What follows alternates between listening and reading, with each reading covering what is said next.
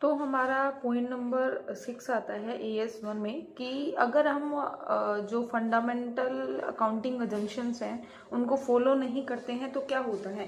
अगर हम fundamental accounting जो अजम्पशंस होती हैं अगर उनको हम फॉलो नहीं करते हैं तो हमें डिस्क्लोजर देना पड़ता है। अगर फॉलो कर रहे हैं तो डिस्क्लोजर को देने की नीड नहीं होती। फिर आता है कि हम किस तरीके से सिलेक्शन करते हैं हमारी जो अकाउंटिंग पॉलिसीज होती हैं। एक तो भाई ये होता है कि जो प्राइमरी कंसिडरेशन होता है कि जो हमारी अकाउंटिंग पॉलिसी हम फॉलो कर रहे हैं वो ट्रू एंड फेयर व्यू दे हमें, कि हमारा जो प्रॉफिट एंड लॉस है वो ट्रू एंड फेयर व्यू में हमारा शो हो।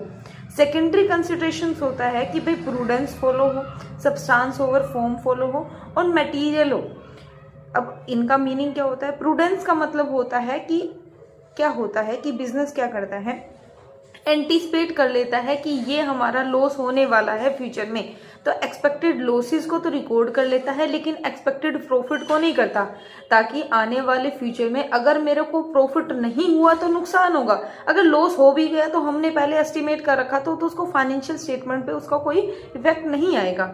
इसका मतलब ये जो मतलब है ये हमारे प्रूडेंस का मीनिंग है। दूसरा आता है substance over form. Substance over form का मतलब क्या होता है वो एक एग्जांपल से समझते हैं। वैसे नॉर्मली इसका मीनिंग होता है कि इकोनॉमिक रियलिटी का पता होना चाहिए अदर देन लीगल, जो हमारा लीगल फॉर्म होता है उसके रिगार्डिंग।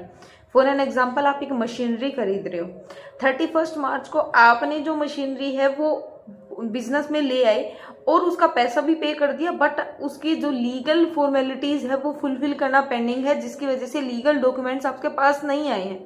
तो लीगल डॉक्यूमेंट्स नहीं आने के बावजूद भी आप उसको 31 मार्च को रिकॉर्ड करोगे क्योंकि वो इकोनॉमिक तरीके से आपके पास आ चुकी है, चाहे उसका लीगल फॉर्म अभी तक पेंडिंग पड़ा हो। इसको बोलते हैं हम सब्सटेंस ओवर फॉर्म। मटेरियलिटी का मतलब क्या होता है कि जितने भी मटेरियल आइटम्स होते हैं, मटेरियल मतलब इंपॉर्टेंट, जो फाइनेंशियल स्टेटमेंट की जो हमारी टर्नओवर लिमिट है या फिर फाइनेंशियल स्टेटमेंट का जितना ज्यादा एक्सपोजर है उसके बेसिस पे हम देखते हैं कि क्या चीज हमारे लिए मटेरियल है। फॉर एन एग्जांपल कोई बिजनेस 100 करोड़ का है तो उसके लिए 1000 रुपए कोई मैटर नहीं करते, और कोई बिजनेस है ही 10,000 रुपए का तो उसके लिए 1000 रुपए बहुत मैटर करेगा। That is a material thing. तो वो इमटेरियल थिंग्स को हम ओमिट कर देते हैं और मटेरियल थिंग्स को हम डिस्क्लोज करके रखते हैं। फिर आता है कि अगर हमारी जो पॉलिसीज है वो चेंज हो जाती है तो क्या करना पड़ता है, हमें डिस्क्लोज करना पड़ता है कि प्रीवियस वाली हमारी अकाउंटिंग पॉलिसी थी क्या, हमारा चेंज करने का रीजन क्या है, और नई अकाउंटिंग पॉलिसी है कौन सा और उसका इफेक्ट क्या आएगा हमारे फाइनेंशियल स्टेटमेंट पे। ये हमारा आता है कि जब भी अकाउंटिंग पॉलिसी होती है तो उसको चेंज कर रहे हैं तो हमें ये 4 चीजें दिखानी पड़ेगी।